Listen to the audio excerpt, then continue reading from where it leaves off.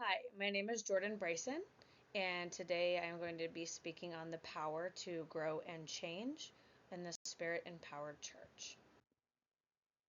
My first question is how a church should grow. The healthy local churches don't grow the way one might think. The growing church must understand the relationship between the three key elements of its growth: excellence, impact, and organization. EIO is what we call the three elements of church growth. Excellence speaks of the quality with which we do things. We have to be careful not to burn out this way. I was told a phrase a long time ago: what you catch them with, you have to keep them with. So if you cannot sustain the energy at which you are performing, then you need to change your ways.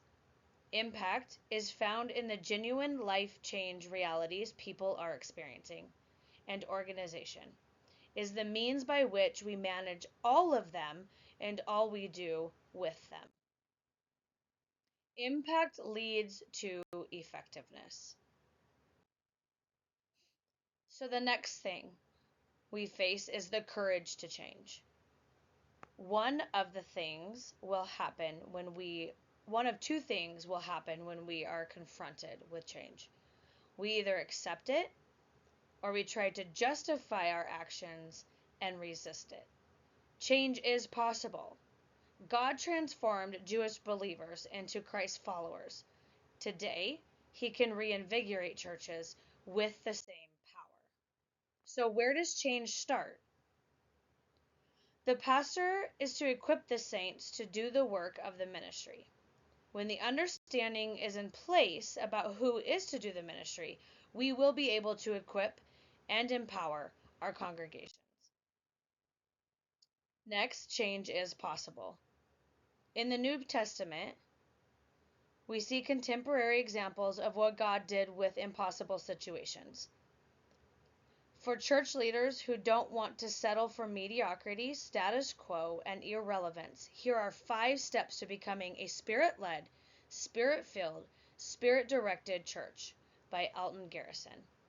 You have to be willing to be obedient to God's voice and be careful not to listen to human opinion. So the 5 keys to change. Number 1, a burning platform. Which is the crisis? It's the pressing need for immediate and radical change. We desire to help churches dream the dream that God has for each of them.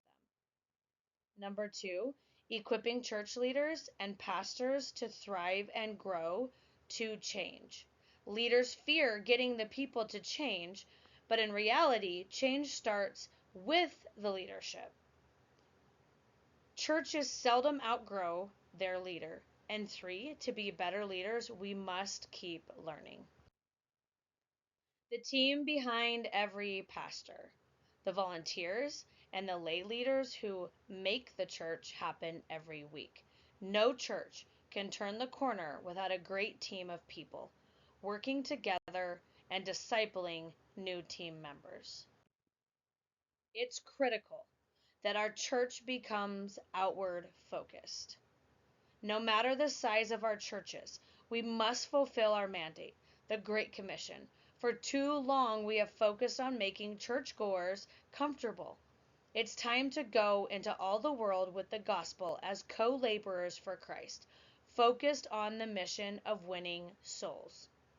The most important number for our church isn't how many people attend last week, but how many people in your neighborhood, town, or city need Jesus.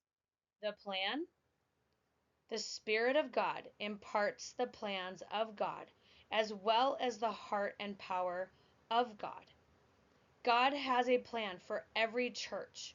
We have the Holy Spirit as our teacher, and He revealed the plan to the church in Acts 2. The plan doesn't come from a book, it comes from studying the truth of the scriptures, praying together, and asking the Holy Spirit what He wants to do in and through us. We've seen the fruit from churches that are being revitalized by making room for God and embracing the plan God laid out for the church in Acts 2.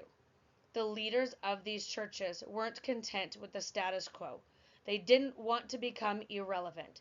Their days of mediocrity are over, and they are behaving as spirit led, spirit filled, spirit directed churches. My hope is that we will become one of these churches, and with God, all things are possible.